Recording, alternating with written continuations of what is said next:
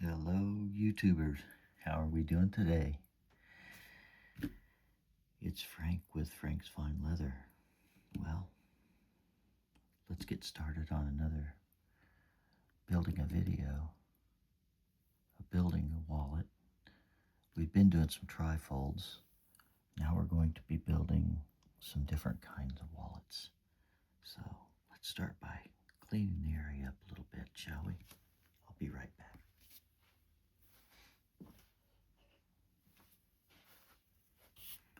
And we'll just go ahead and get this all cleaned up. Nice and gentle here. Let's pull this out here so we can get a good look at the whole table.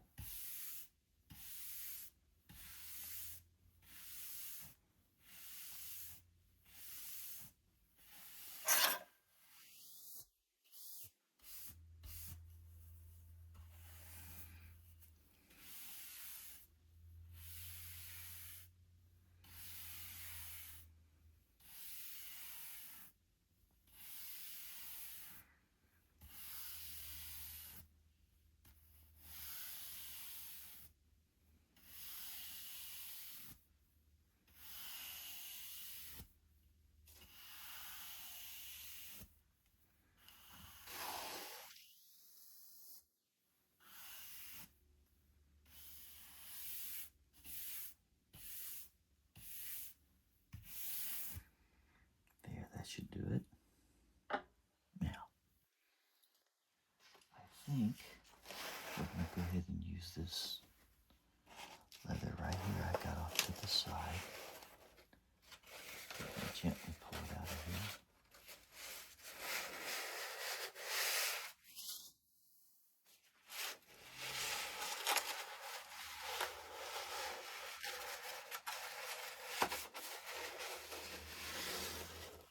It's a Catalina tan. So we just made a wallet with some Catalina in burgundy. Now we're going to use this tan Catalina. I love this stuff. I think it's wonderful. I bought this at Tandy. And Tandy had a good price on it. So I went ahead and picked up a couple of them. Yeah. I'm hoping they have some more, because I've been using these lately. They make some beautiful wallets. So today we're going to do a little bit different.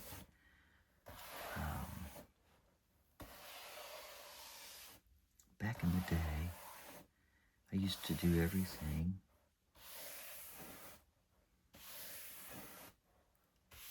by hand, which means I would do my designs, build those by hand, and then I would turn around and hand cut everything by hand. But then as I got going along and was making a little bit of money, and people started buying some of the same things over and over to save some time, I took those designs and I purchased some stencil punches, and those were real nice because then I could lay the leather out, put the stencil punch on there, and take my 4-ton press that I have over here to the side and press it down, and it would pop out a piece for me. We're going to use that punch today, because as you get going along in your leather business, that's going to be one of the things I'm going to recommend. If you're doing a lot of it and you want to maximize your time, there's a lot of time in cutting, and after you perfect cutting, with your hand, there's really no reason that you can't save yourself a little time by punching it out. It's still handmade. It's still by you. You're just saving yourself a little time. And you cut down on your waste. You cut down on your time that it takes you to make it. So, I got a few things to put up. So let me put those things up real quick. And then we're going to get out our stencil and we're going to punch these pieces out. Okay? So, let me have these other pieces that are over here. And I've got to put these up. So,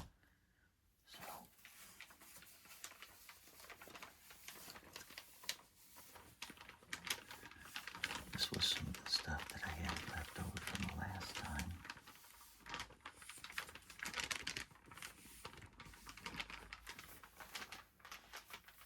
I've got to get this stuff put up.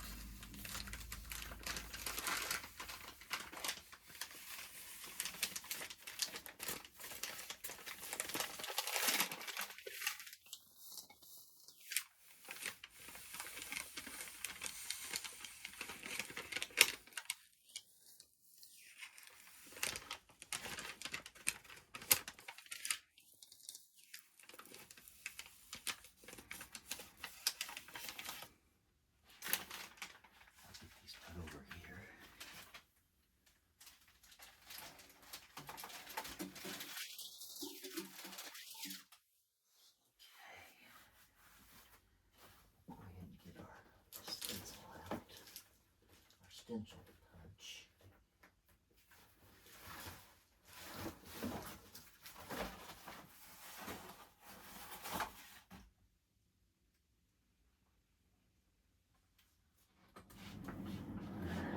Pretty cool stuff is this. So, stand by while I get this. Okay, hold on and I'll be right back. Okay, we're back. So here we go. So we're going to start with putting our leather up here.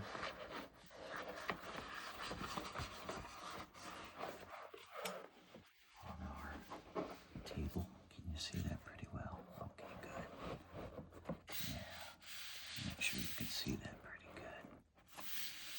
Yeah, so what we're going to do is we're going to go ahead and get a few things punched out. So,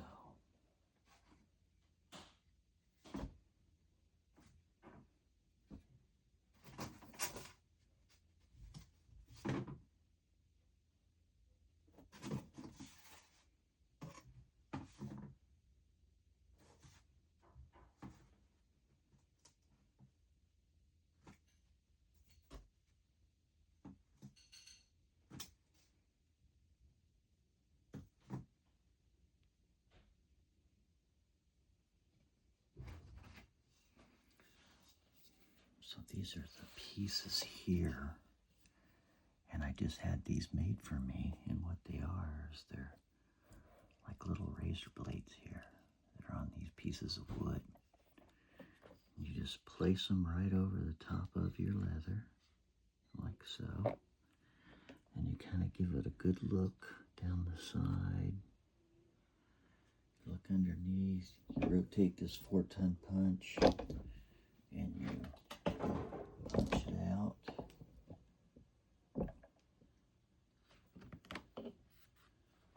And there it is. A perfect punch piece. And that's about as good as you're going to get anywhere. And you're not even going to be able to do that good hand cutting every single time. So it definitely makes for accuracy. And it also helps you save a lot on your leather because it cuts down on your leather waste a lot. So I'm looking at this piece and I'm seeing if I can get it. And I don't think I'm going to be able to get that piece out of there. So I will just get this piece out of here. Yeah. I'll just go ahead and get this piece out of here.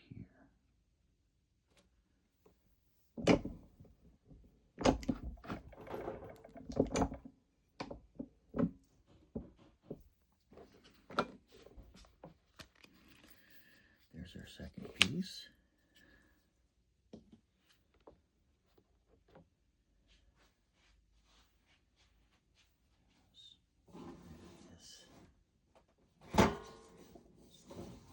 Sorry about that. Noisy tonight.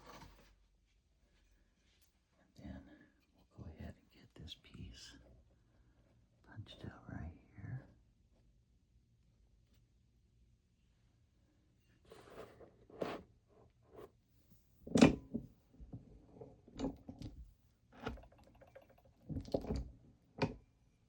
And you can see it doesn't take very much to punch through there. These are very, very sharp. And you just take your finger and pop the piece out. So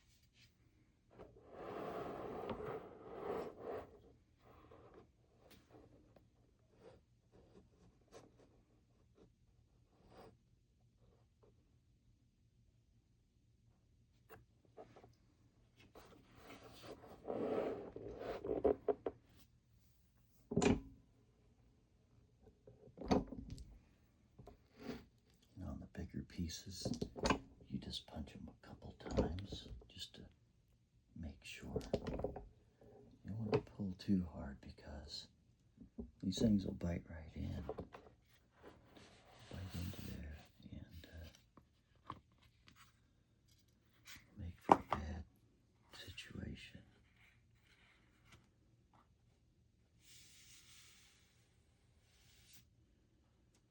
Yeah, now we've got a little piece there. Let's go ahead and get another one here.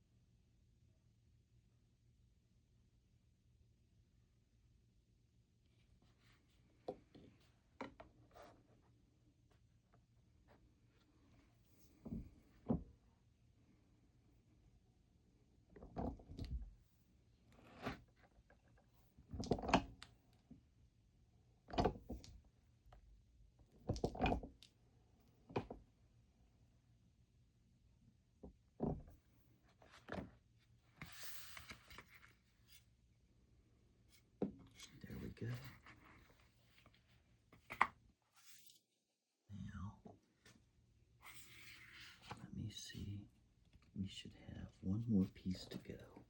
Yeah, here we go. I'll just go ahead down here. I usually take the scissors.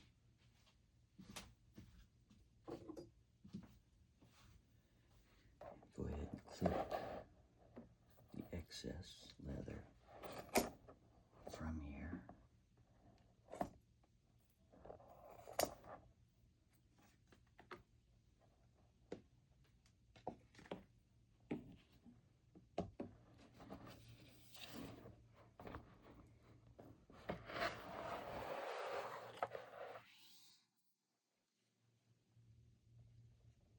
Sorry for the wiggliness. I just bought that, this little gooseneck, and I like it because it's flexible, but it's awful shaky. See, I'm not sure if I like it. They show it in 2 or 3 coils, and the coils are supposed to help it, but I'm going to give it a little bit more time, but I don't know. I may have to end up doing something different, because I don't know that I'm satisfied with that. I don't want my camera shaking. I've already got a couple videos that they shake, and I didn't want to have to remake them because I didn't realize until I got finished making the videos that it was like that. So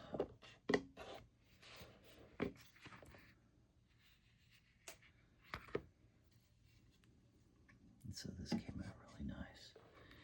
And see, on this one here, we have a snap that's going to go in here. And so it even pops a little snap in there for you. So, pretty cool. All right, so let's take this leather here and go ahead and get it wrapped up.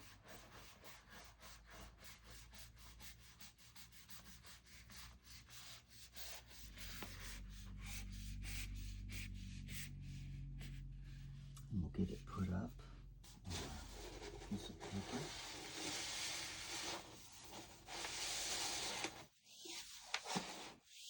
And I'll meet you over here at the leather table in just a moment. Okay, YouTubers, we're back. So, here's our wallet. Came up pretty nice. So, I figured out a little better viewing angle for this videos. And so I hope you guys like these videos. It gives a little more area of viewing for you. So, let me know what you think in the comments. Okay? Comments are welcome. I always like comments, and I will respond to every one of them. And because this is our channel together, and I want to make it for us, okay? So, and right now, this channel is being brought to you by Frank's Fine Leather via YouTube for free. And we're going to try to keep things free, except for when I do the class. I'm toying around with maybe charging $99 for that. But what are your thoughts? I think $99 is reasonable. It's going to take you from zero to showing you how to start a leather business from scratch. I'm going to give you all the information that it took me years to put together. And that's going to be from the tools to the vendors, the wholesale vendors, where is the best place to get your products, best place to get your tools, what kind of tools that you should get, not necessarily the cheapest, not the most expensive, but, you know, like middle to lower middle of the road. So it's better on your pocketbook. And if you're just doing it as a hobby, it definitely will be the way to go. If you're doing it as a full-time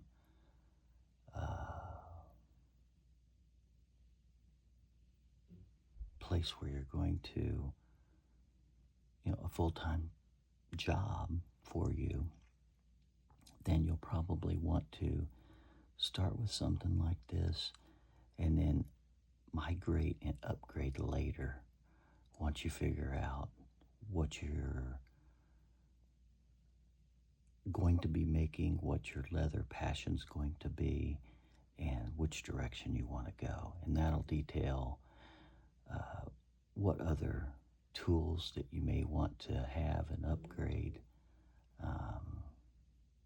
If you decide to stay with hand stitching, which in my opinion is the best, then you can go and invest in some better stitching awls. However, if you're going for,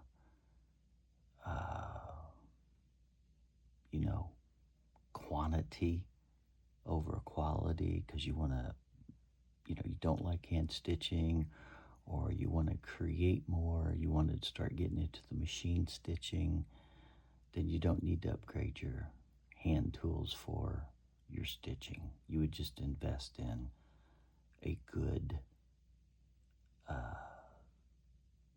leather sewing machine. And I'll tell you where you can get those, even though I don't use the good leather sewing machine. I also am in a group that's on Discord that's a bunch of leather makers.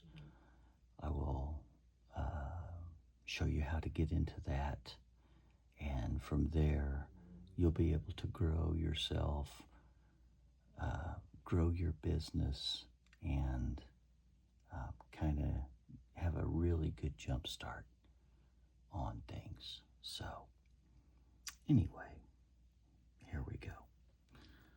So this is the wallet. We're going to make a men's wallet out of this. Well, it's actually, I will say it can be either a man's or a woman's, because there's nothing really distinguishing it. Most of the time it's color-wise, and a lot of times the men and the women's wallets today are about the same, because a lot of women like to use the old-fashioned bifolds like the men used to have and everything. And so that's why I originally said this is more like a man's wallet, because it acts like a bifold at first, okay? And you'll see that as we build this. But then it also folds up to be a mini wallet that you can stick in your front pocket. And it's really nice. It's one that I carry, and I highly recommend it. And it's a very nice wallet. So, based on that, I'm going to show you how we're going to make this. I'll kind of show you how this goes together. So we've got all of our pieces cut out. So this will be our interior piece. And then this will be the top for card slots of the interior. This will be a card slot carrier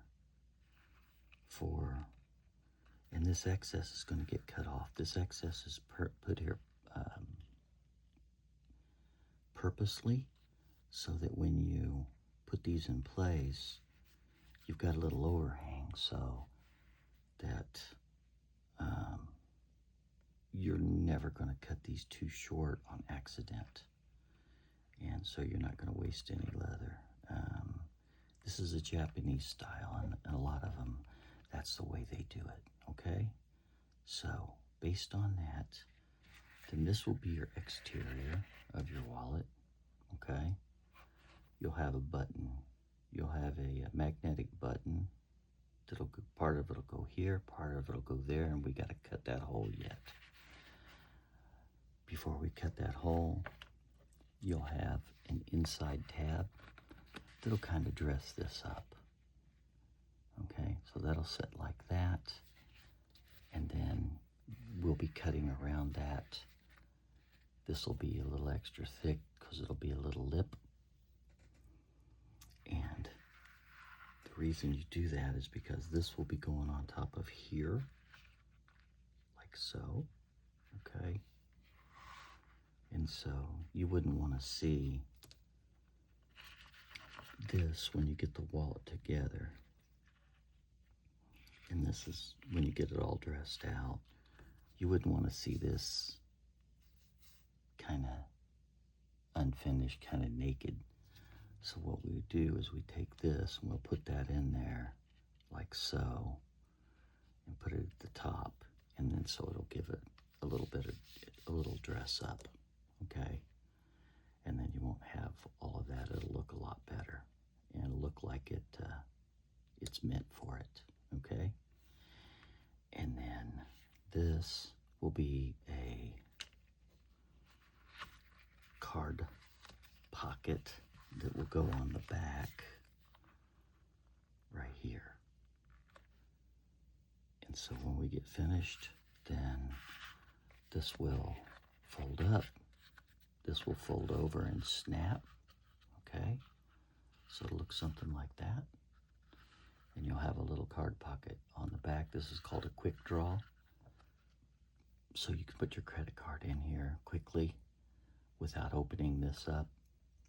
So if you're like me, you use a specific card all the time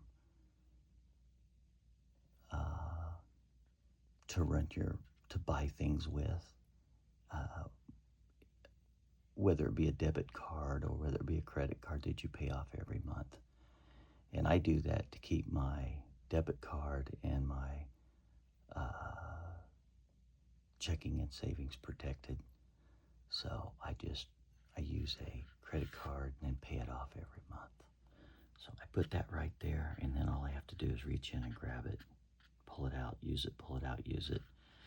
And then the only time I ever have to unclip this and get into here is when I need my ID, which that's when you have this in here, like so. You'll have your ID that'll stick in there, and you'll have some ID credit cards that can also stick in this portion as well. So 2 places to put that. And then this piece will just kind of be there to dress it up with a little snap. So that's how that goes together, okay? So we're gonna get to it. And so the first thing you do, right, when you cut your leather is you want to do your edges, right? You always want to do your edges and finish your edges out. The good thing is with this templates, these punches that I purchased, they really get the edges nice and smooth. They're not jagged, they're not crooked, they're not, so you pretty much, by doing that, you can skip a couple steps with the sanding. We can go right to smoothing this out or going ahead and finishing it. And so that's what we're going to do. We're going to go ahead and finish our wallets. And we're going to do that with some of this tokonol, okay, which is really good stuff. And we use that on the last one. So let's go ahead and get this started.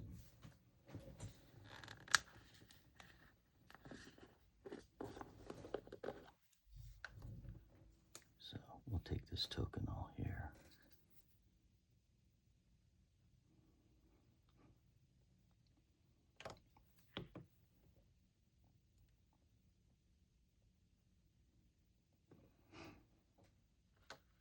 Let's go ahead and get that put on there. So because we don't necessarily need to do any type of sanding. So we're just going to put a little bit of this right here on our piece. Right? And we're going to go right to finishing the edge.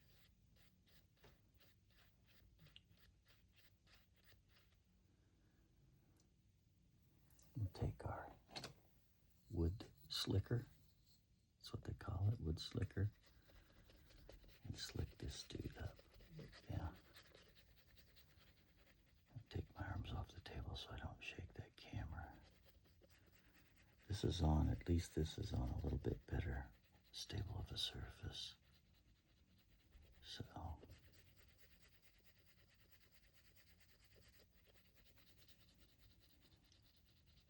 go ahead and what I'm going to do on this one too is we build this one. I'm going to probably skip the stitching and refer you to one of the other videos for stitching. Just because stitching can be kind of boring, and once you've done it once,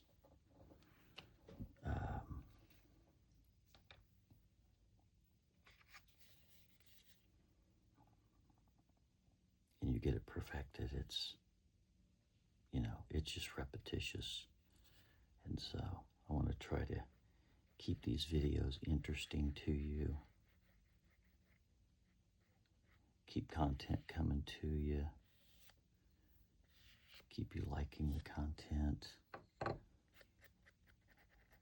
so that you're not sitting there watching something boring.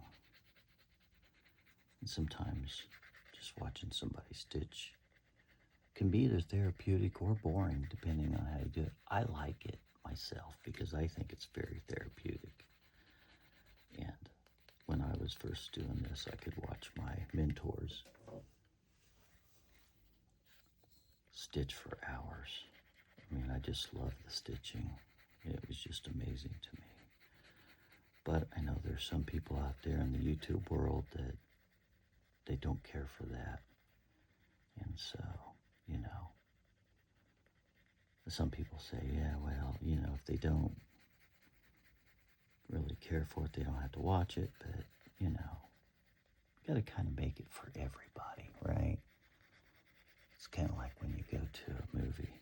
You got to go to a movie that will interest the whole family, not just mom and pop. So that's what we're kind of trying to do here. We're trying to make sure that our entire YouTube family is fed, but they're also happy with what we're doing. So there we go. So that edge is done. So we'll take a little bit of canvas and we'll just kind of hit that edge a little bit. That'll kind of spark it up a little bit. And the other thing is since this is struck through, meaning the color is struck all the way through the leather, all the way to the interior, I don't have to put a leather dye in there, right? If I don't put a leather dye in there, then I don't have to seal those edges. I can just leave the edges the way they are. So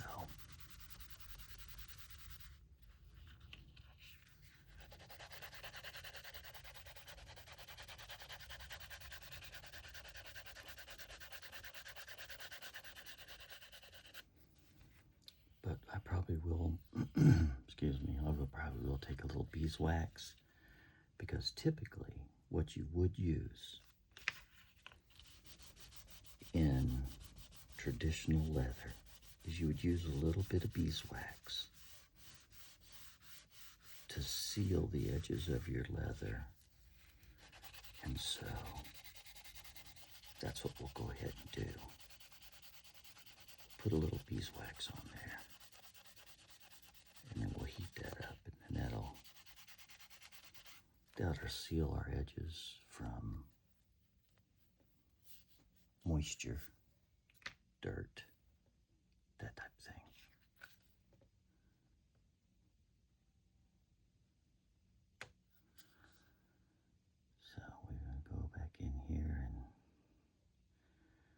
this one, we need to do both edges. So we have to do this edge and the opposing edge.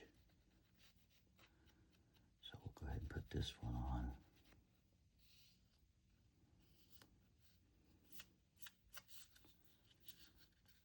And this opposing edge on this side here.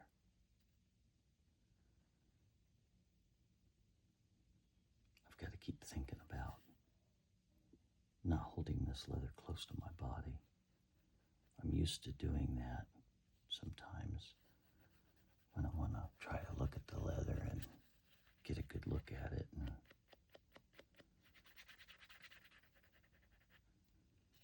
get stuff put in. I hold it closer to me, but if I do that here, it'll take it out of the video shot. And that's no good. So let's go ahead and get this slicked up.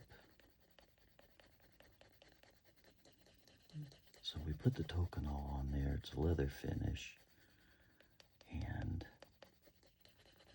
as we take our wood slicker across here and create heat, basically it seals that leather. It takes all the fibers and lays them down. They get heated up and they just kind of melt together, if you will. And then so it makes a nice edge. That's how you make a good edge out of your cut leather. We'll do these other edges here, but that'll be once it goes on the wallet, because those edges will be marrying up to some more edges, and we'll be doing those all at one time. So when you have more than one edge and you bring them together and you use a burnishing agent like tokonole or gum tragacanth, or, it will take all of those leathers and kind of meld and bond them together, and they'll kind of look like one piece of leather when they're really not. And it'll do it just on the edge.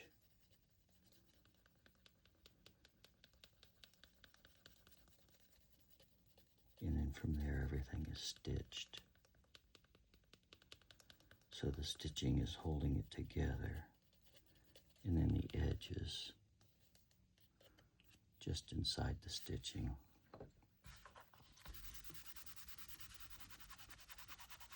And it's being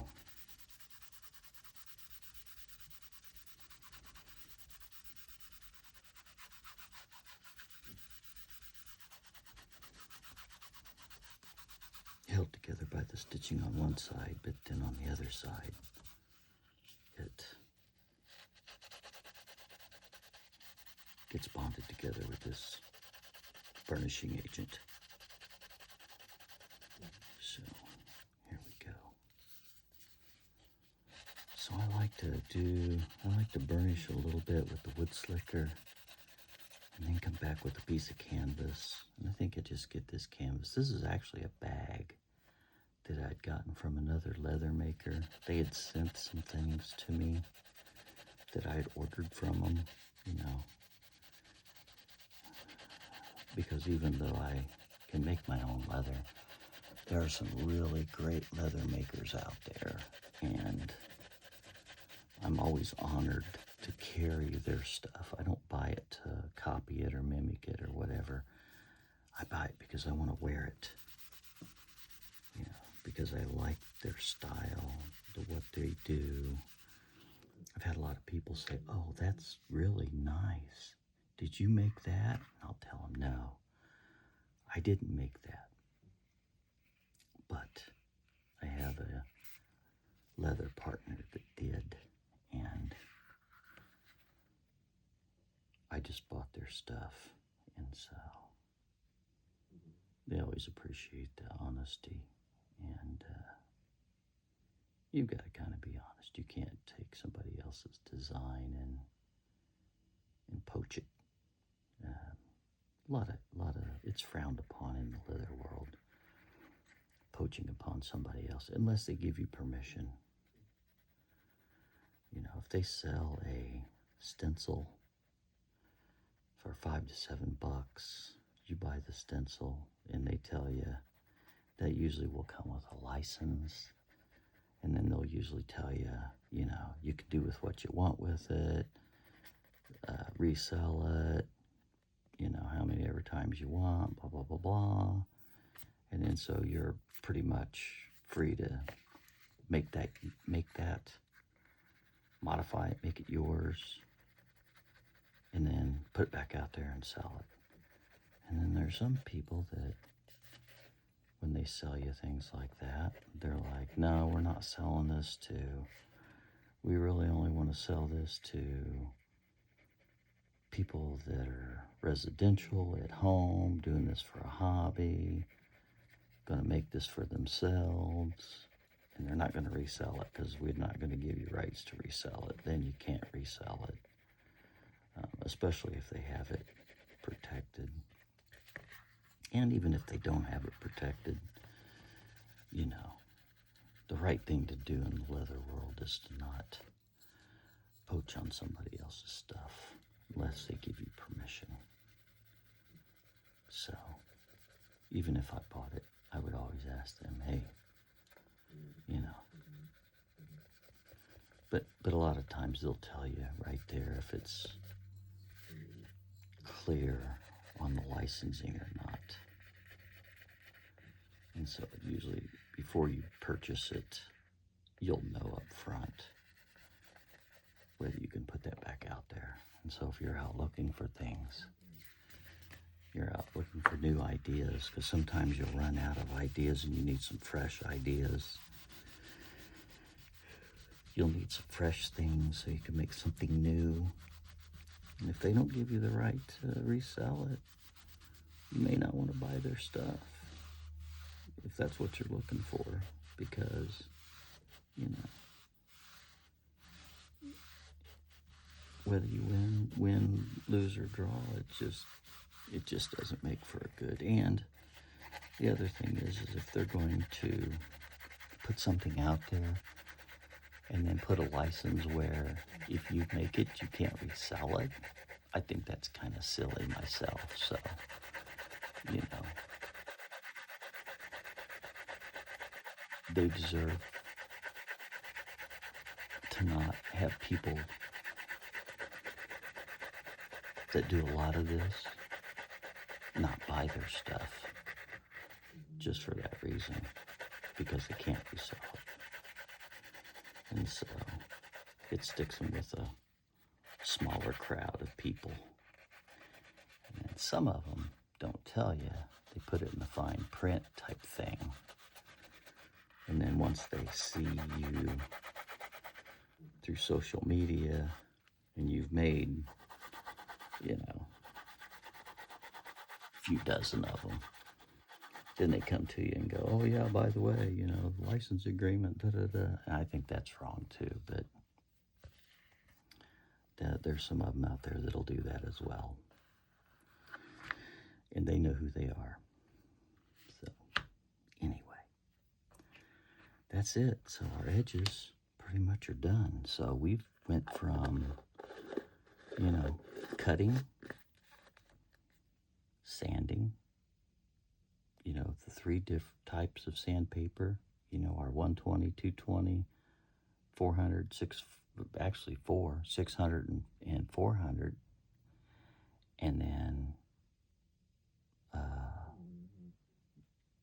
putting our toconol on, slicking our edges, getting that prepared, cleaning it up, and ready to build.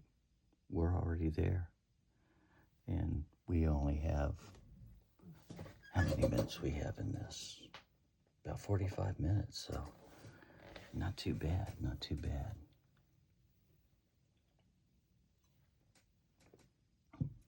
So, I'm going to try to keep these videos a little shorter because like if you ever go into preaching or something like that, or you go to teach school or anything like that, they'll tell you you're only going to keep people's attention for about 40 to 45 minutes. And then after that, you're going to lose them. So I think as I go through here and do my YouTubes, I think that's what I'm going to do. I think I'm going to do them in about 45-minute segments, cut the video off, and then start another video. And in that way, they can watch one, and I'll keep their attention for 45 minutes. And if they choose to watch the next one, they can do it right then, or maybe the next day they'll choose to watch it to see where it goes. But this is step one, right? So what we're going to do next is we're going to go ahead and get our piece glued on the back here, okay?